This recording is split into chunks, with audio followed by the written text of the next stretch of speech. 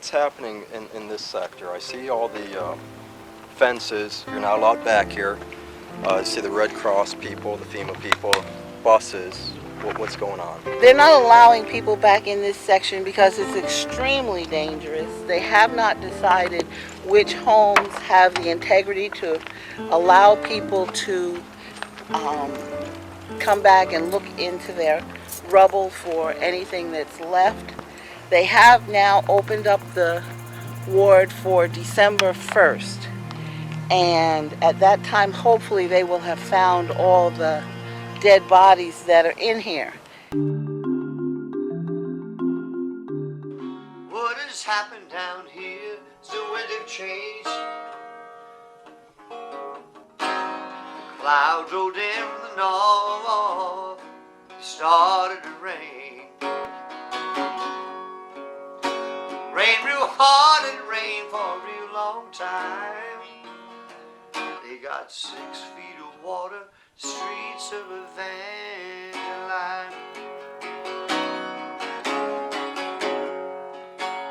River rolls all day, river rolls all night. Some people got lost in the flood. Some people got away all right. River busted clear down the Plaquemine.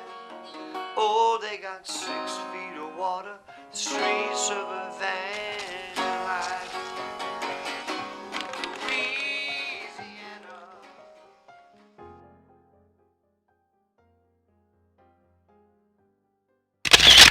Hurricane Katrina is on its way. It's going to make landfall sometime tonight or early morning. Once it hits, they say it's going to be the worst storm that's ever hit New Orleans. It's going to flood. We don't know how much of the city yet, but we do know it's going to be more damage than Camille and Betsy had ever done before. Pretty much everything east of here is underwater. Rescue, anybody here? I'm going to the end of the convention center to evacuate. Me and my wife went to the Dome. They were more worried about people breaking into the Coke machines than they were the rapes in the bathroom. I've seen some dead animals floating in the water. Fire department, anybody home? When's the last time you found a deceased body? Yesterday. Every day has been something different. Yesterday we were in the water, and that was water to about just above our knees. The day before that we were in boats with water up to just beyond our hips. We don't recommend they come back. Some glad morning when this life is over, I'll fly away. But the house actually was located over on the other side. It was 2 stories. I'm 16 now. It's been here for 20 years. My grandpa built it. I'm Ashley St. Marie.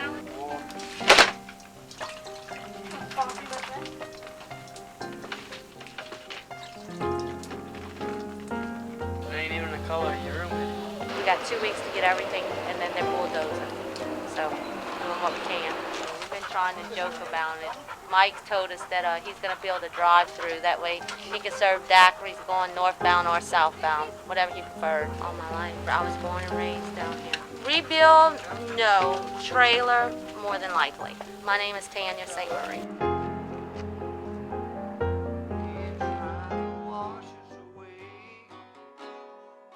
Trying to wash us away, Louisiana, oh Louisiana, they're trying to wash us away, they're trying to wash us away. Now President Coolidge came down on a railroad train. Thank God, thank God we was able to get out. Our family all right. In his hand. Deep down inside I knew God had me, cause there was nobody but him woke me up. I was in my bed sleeping. We was in the upstairs house. There was 19 of us in there during the midst of the storm. We prayed and we prayed and we prayed till somebody came. Oh, Louisiana, they're trying to wash us away. They're trying to wash us away. So show you the first thing I saw. I saw through the back window, actually. Was my,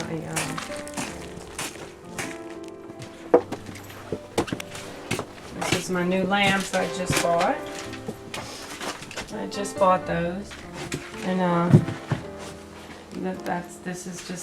this is some stuff that we piled up, but the TV was over here and that's what it looked like. So it was, and the carpet is just soaked, and the only things that were standing in the right place was the curio cabinet, which I've emptied, my china cabinet, this here, which I'm not even taking that out because you can see the water line is about right here, along here like this, so there's no sense even taking that out.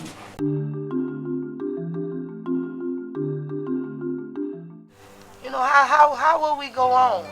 There was no reason for all these lives and homes gone like this. How deep was the water? Shit, the water was to the power lines. So I would say about a good 20-something feet.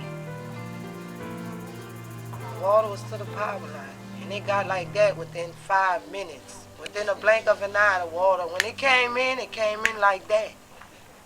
That's why, you know, a lot of people was left in their homes. How many hours until you were rescued? How many hours till I rescued? I would say a good over 24 hours because they come got me out the house. I got out the house Monday morning between 7:30 or 7 and 8. They didn't come get us from over there till like that Tuesday evening, so a good 24 hours or more. We was able to come out on the balcony on the top over there, but you still had water in. We had to make a scapegoat route out the back of the house, the back of the upstairs, to get on the roof. Because they had a lot of families in their trees, in their roofs. Then the bad part, you know, a lot of people had their babies, you know what I'm saying? And they were trapped in.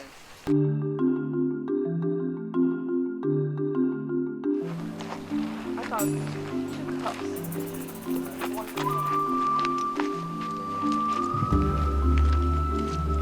Where did all the bricks go?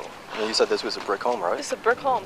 And, you see a few. They didn't demolish any of this, did they? I mean, it was all the bricks were wiped out from the water? Everything is gone from the water. I mean, this tree was way back there. That was not there. It just pushed on to the... Just those handful of bricks right there. There's a few bricks, but there was nothing. I mean, my mother, someone called and said that they found a refrigerator 6 blocks away. And a neighbor way down over here called my mother. They had a floating suitcase. It was my father's. It was a briefcase and had his name on it. And it was floating 6 blocks away that way. And it was, I mean, the papers were gross, but it was my father's birth certificate and his death paper. It was really kind of interesting, but it was 6 blocks away. So the guy next door, his truck was by the park. But this is where the break happened. This right so it behind took your mom's the house. Thank God my sister took my mother out of this house, because she would have never survived.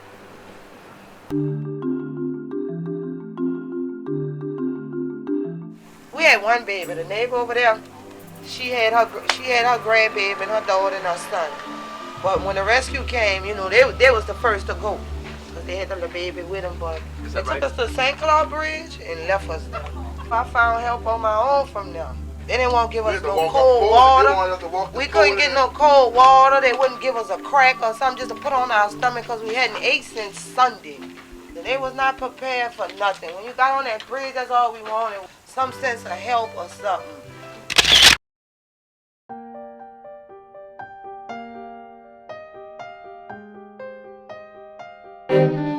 I left the dome after 3 days. It was falling apart. It was leaking. We are still Americans. Stand up for us just like you would stand up for your own people. They were roving packs out, stealing people's stuff. Also, the governor came to the podium to speak with a sense of urgency as well, saying that she had spoken to the National Hurricane Center in Miami and the folks there, and they are telling her that we can expect 15 to 20 feet of water in many areas of New Orleans. She says, in her words, we are in imminent danger and there is no real relief in sight. She, in fact, is startled herself at how accurate all the predictions are for the path of this storm, and is urging everyone to get out expeditiously. Why do you have to cut off our power? Why did you cut off our gas? Why did you cut off our water? What did we do wrong outside of survive? This is wrong. When do we get voice our opinion? I feel like a political prisoner. We'd probably be better off in Iraq. And then I hope you will get out of the way of this one. This is the worst storm. They just got word from the most recent reconnaissance flight through Katrina. It may be the strongest, worst storm ever in the Atlantic Basin. This is a storm that fulfills most of the conditions of the worst case scenario for New Orleans. And from every model that everyone has put together, it is headed this way. Best advice, evacuate.